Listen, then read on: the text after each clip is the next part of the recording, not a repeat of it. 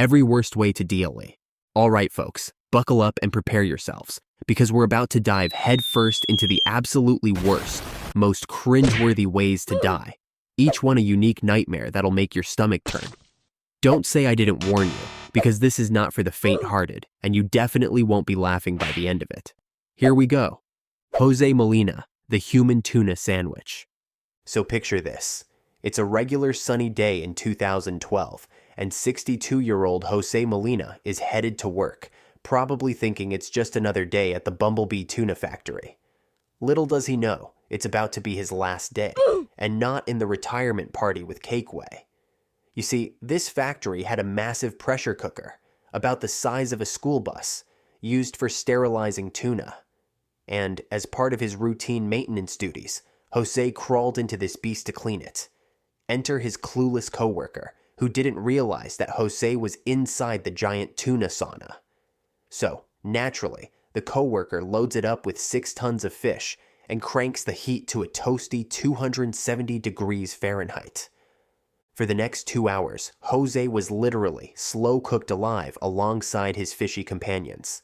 Imagine that.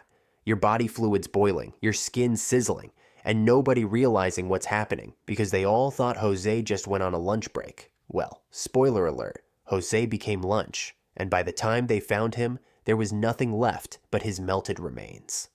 Honestly, this one brings a whole new meaning to feeling the heat at work. Tito Morales, The Elevator's Revenge. Ever watched one of those action movies where someone escapes a stuck elevator through the ceiling hatch, makes it to the top, and lives to tell the tale? Yeah, well, this is not one of those stories.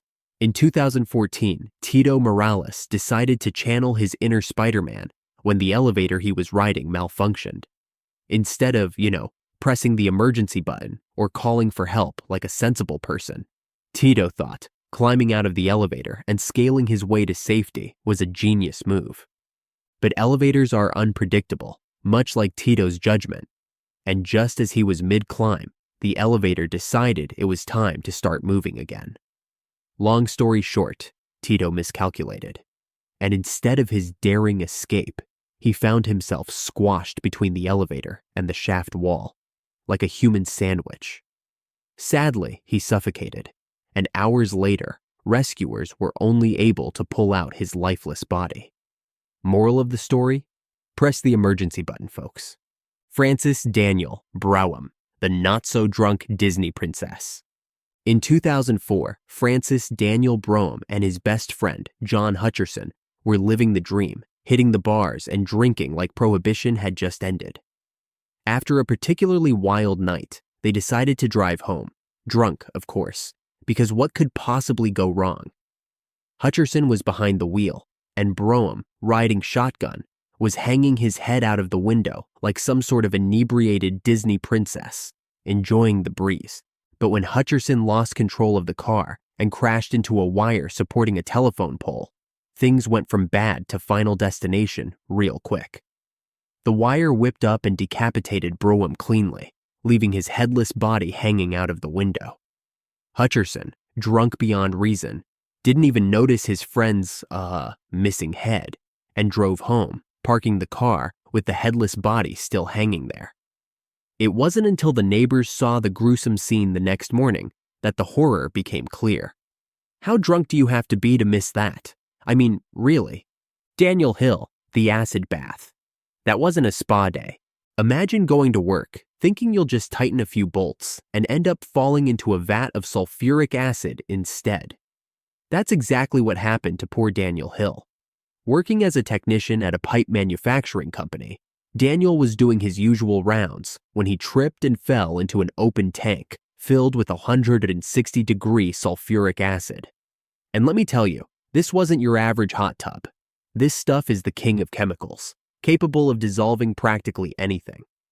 Daniel was submerged in the acid for a few minutes, which is an eternity in acid time. His co-workers somehow managed to pull him out, but not before he suffered catastrophic burns.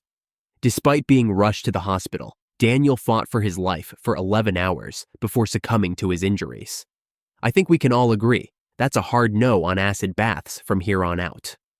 Saman Kundurura, killed by his own mother's coffin. This one's like a tragic, twisted family drama.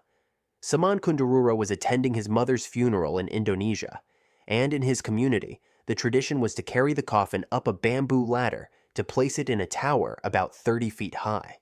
If that sounds risky, well, that's because it is.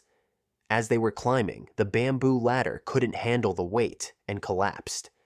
Coffin, mourners, and all came crashing down. And in a final twist of fate, the falling coffin struck Saman square on the head, killing him instantly. He had traveled home to bury his mother and ended up being buried right beside her within 48 hours. I mean, talk about a family reunion gone horribly wrong. Isadora Duncan, fashion, gone fatal. Isadora Duncan, the famous dancer, was known for her long, flowing scarves, but it turns out that one of them would lead to her untimely death in 1927. Picture this. She's driving around in her new convertible, feeling the wind in her hair, her scarf dramatically trailing behind her like something out of a Vogue photo shoot. What could go wrong, right? Well, as the car sped up, the scarf got caught in the rear wheel.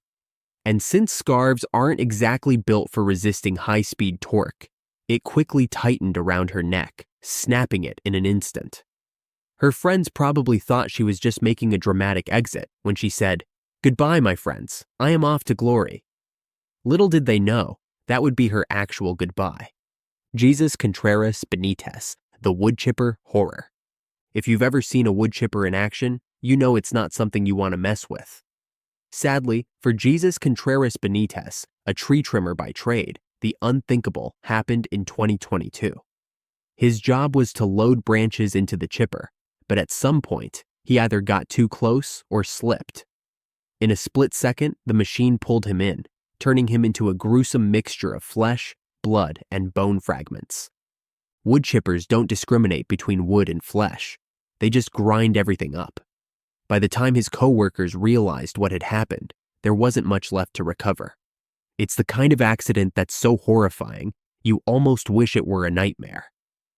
Final thoughts. There are no safe exits. So, what have we learned from this macabre journey through the world's worst ways to go? Well, for starters, stay far away from industrial machinery, ladders at funerals, and, for the love of all that's good, don't mess around with scarves while driving.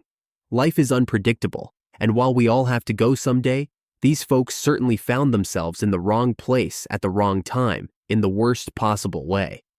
If this has taught you anything, it's probably that there are much safer, less horrific ways to live your life.